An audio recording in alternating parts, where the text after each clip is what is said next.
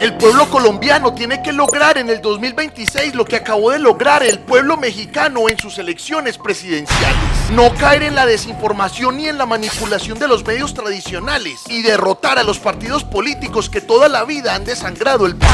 El PRI y el PAN volvieron a perder las elecciones en México. Y nosotros tenemos que lograr que aquí en Colombia las pierdan partidos como el Cambio Radical y el Centro Democrático. Pero eso no es tan sencillo. Y si somos honestos, en este momento esa pelea en Colombia la estamos más bien perdiendo. Vamos a compartir esa información y a ponernos las pilas. Sin importar todos los debates y las críticas políticas que se le pueden hacer a Andrés Manuel López Obrador, actual presidente de México, hay que aceptar que él ha realizado un trabajo que sigue quedando en deuda en Colombia. Contrarrestar de manera organizada y desde el gobierno todas las fake news que difunden a diario deliberadamente los medios tradicionales de comunicación. Desde la matriz mediática alternativa hemos asumido esa tarea con fuerza, parce. Y a diario decenas de compañeros y compañeras en redes desmienten las gigantescas falsedades que personajes como Luis Carlos Vélez y Néstor Morales pronuncian desde sus micrófonos. Pero eso no es suficiente. El esfuerzo por destruir la desinformación no puede recaer únicamente sobre los medios alternativos ni el pueblo colombiano, sino que debe alcanzar sobre todo niveles institucionales, más aún teniendo en cuenta los sacrificios y los riesgos que corremos asumiendo este tipo de tarea. Y ojo, no estoy diciendo que el gobierno debe crear una iniciativa que contradiga las voces críticas y opositoras, sino que debe crear una iniciativa que desmienta las noticias falsas, que lastimosamente constituyen y alimentan muchas veces el argumento de esas voces críticas y opositoras.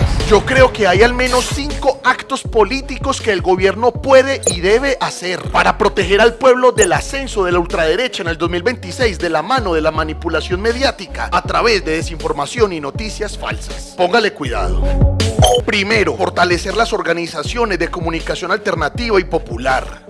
Esto no solo desde lo material, que también es necesario, sino también desde lo simbólico. Quiere decir, por poner un ejemplo, permitan que los espacios que normalmente han ocupado los medios tradicionales en el cubrimiento y en el fácil acceso a la información, también los puedan ocupar los medios alternativos, pero de manera más masiva. Que esto no se dé solamente en casos extraordinarios. Y en ese orden de ideas, si se deben disponer recursos, que se dispongan recursos. Porque estamos hablando de la democratización de la comunicación para entregar veracidad al pueblo. Al gobierno hay que decirle, concedan entrevistas, inviten a eventos, denle presencia y poder simbólico a los medios alternativos en los territorios, para que su fuente de información no tenga que ser de tercera mano en los medios tradicionales, que porque ellos obtuvieron esa información de primera mano más fácilmente. Aún así creo que en este aspecto estamos avanzando, y ni siquiera lo digo por Cofradía para el Cambio, lo digo en realidad por todos los medios alternativos del país.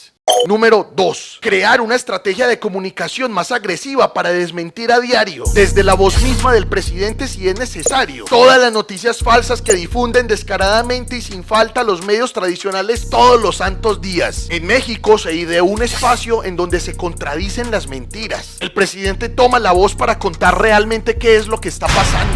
Y han logrado que tenga buen rating y que sea escuchado a nivel nacional. En esencia, quizás más no en forma, debe emplearse algo así en Colombia. Un contenido rápido, lúdico, constante y dando respuesta real a las mentiras y desinformación que existen en contra del gobierno. Si es posible, claro, mostrándolo ejecutado y dándole voz directamente al presidente de la República. Tercero, hay que trascender de las redes sociales. Gustavo Petro no puede quedarse únicamente en Twitter ni puede quedarse únicamente en redes sociales. Al sur y al norte del país hay que llegar también de la mano de la radio. Al oriente hay que involucrar la televisión y, como dije en el primer punto, fortalecer canales comunitarios. Al Pacífico, por ejemplo, hay que llegar a través de iniciativas de comunicación que trasciendan a los medios mismos de comunicación que conocemos y que se acerquen a la gente de la mano de acciones comunicacionales del territorio que no deriven obligatoriamente, por ejemplo, en un dispositivo electrónico. Número 4. De todas formas, hay que potenciar también las redes sociales.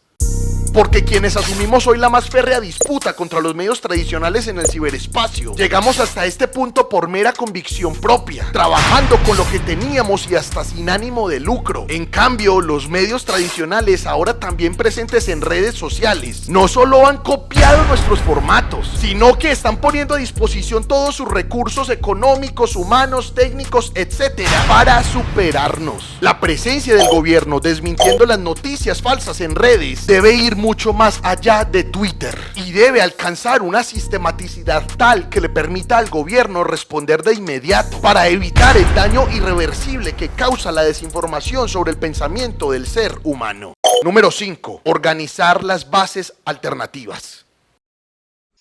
No puede ser que en el gobierno hoy sigan teniendo cabida personajes de los clanes políticos tradicionales, que no solamente le ponen zancadilla al proyecto político, sino que lo que hacen es aprovechar los recursos económicos y burocráticos que les dan para financiar las organizaciones de ultraderecha y acrecentar el poder regional de esos clanes que en realidad nunca se han debilitado. Las bases políticas de la alternatividad en este país son las que tienen que ocupar no solamente esos puestos, sino que deben sentarse sobre una organización tal como lo están haciendo hoy por convicción propia en los territorios, para lograr una unificación y disputarse el 2026 contra los clanes hegemónicos.